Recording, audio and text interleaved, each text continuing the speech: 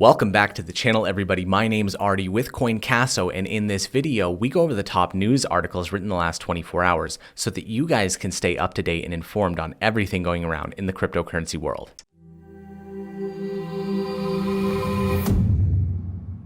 Have you guys been following the price of Bitcoin? It was at $10,000 and now it's hovering just above $9,000. Let's jump into this news and find out what's going on. This first article is titled "Traders Buy the Dip as Bitcoin Hovers at $9,000." Bitcoin fell for a second day, extending a downdraft triggered by Wednesday's revelation that a member of the cryptocurrency community from the blockchain's earliest days in 2009 had moved a long dormant cache of coins. As of 4:30 p.m. Eastern Time, Bitcoin was trading at $9,044, a loss of 5.6% over 24 hours. Bitcoin remains below the 10 and 50-day technical indicator moving averages, a signal of a bearish sentiment. At 10 a.m. Eastern Standard Time, the world's oldest cryptocurrency began experiencing high selling volume on exchanges, dropping below 9,000 for the first time since May 13th. While the market appears to have turned bearish, Rupert Douglas, head of institutional sales at asset management firm Coin, says he's planning to buy the dip, a popular phrase for accumulating an asset when prices drop in the belief that they'll soon start to go up again. "In a way, I was hoping for this," Douglas said in an email. "I'm a buyer at 9,000, as this is a shaking out the weak longs before taking it higher." Volatility in the notoriously fickle Bitcoin market has declined since collapsing in March, when the devastating economic toll from the coronavirus started to become clear. I completely believe in buying the dip 100%. That's why I bought yesterday when it was sitting just above 9,000. In my 30 some odd years of life, I've learned two very important things. When people are skeptical and pessimistic about a certain asset, whether it's the housing market, the stock market, or the cryptocurrency market, that's the best time to buy. When people are the most optimistic and positive about the situations, that's the best time to sell. Always go against the grain and you should stay profitable. Again, not a financial advisor, just my opinion. And on to our next article of the day, which is titled "Bitcoin Drops Over 3% Despite Golden Cross and Bank Calls for More U.S. Stimulus." Bitcoin price looks to be struggling with buyer exhaustion, having put in a negative performance in the last 24 hours, despite positive developments on both the macro and technical fronts. The top cryptocurrency by market value fell from 9,760 to 9,100 during Wednesday's U.S. trading hours, even though major investment banks JP Morgan Chase and Goldman Sachs called for an increase in the size of inflation-boosting government bond purchase programs run by the Federal Reserve and other major central banks. Bitcoin is increasingly eyed as an investment alternative that isn't prone to inflation. The level of expected increase in supply this year, about 2.1 trillion, is offsetting the 1.9 trillion demand for bonds to the tune of 200 billion. The bank is essentially preceding a rise in bond yields and a fall in price due to the shortage of demand in the bond markets.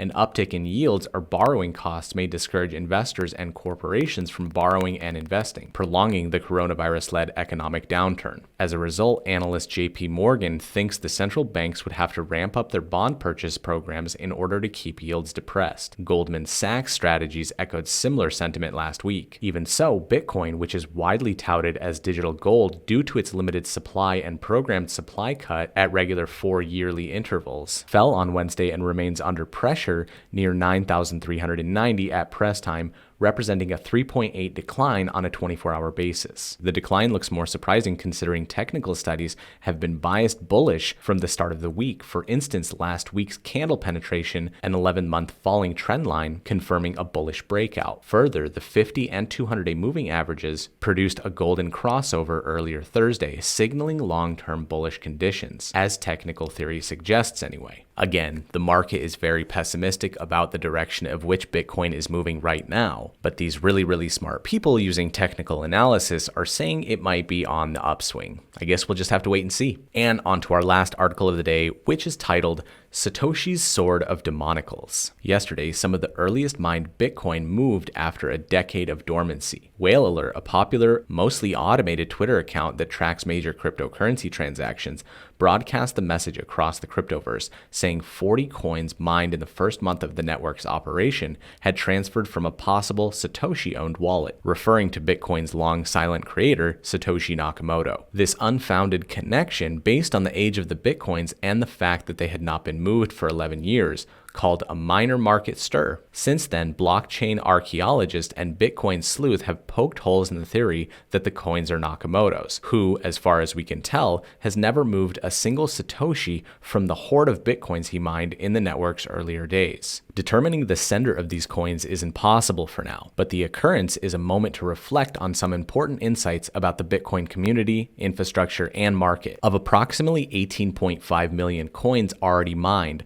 about 2 million are dormant, either unspent because the keys have been lost or for other personal or technological reasons. Estimates on the higher side assume that as many as 4 million Bitcoins are lost forever. Nakamoto once referred to lost coins as a donation to the network. The Bitcoin protocol hard caps the total supply of Bitcoin at 21 million coins, but knowing that some coins have been donated has led researchers to develop a new metric, realized capitalization. This measure discounts Bitcoin's total supply to account for the lost or otherwise inaccessible coins. When previously inert coins move, be they Nakamoto's or not, this should challenge the assumption that coins in deep storage are out of circulation. Therefore, a price adjustment is logical. A partial cause of yesterday's price movement were fears Nakamoto has returned and could potentially dump billions of dollars worth of Bitcoins on the market. Nakamoto's seemingly altruistic, or at the very least mysterious, donation to the Bitcoin community hangs over the market like a sword of Damocles. Like Nakamoto's motivations, it's an open question as to how many coins he holds. Sergio Lerner wrote a blog post estimating the Satoshi stockpile to be around 1 million coins. Years later, derivatives exchange BitMEX recounted and found the hoard to be in the neighborhood of 700,000 coins. Both estimates look at the technical detail called the nonce value to determine what blocks Nakamoto was likely to have mined. It's analysis of the same block feature that leads many to assume yesterday's transaction did not belong to Nakamoto, but one of the dozens of other miners assumed to be live on the network at the time. Curiously, when these Bitcoins were mined, Bitcoin itself had no market value. The block reward is now worth just shy of $500,000. So basically, if you think about it, the 21 million coins that will ever exist in Bitcoin, which I believe all of them will be in circulation in the year 2163, of all of that, 4 million are gone.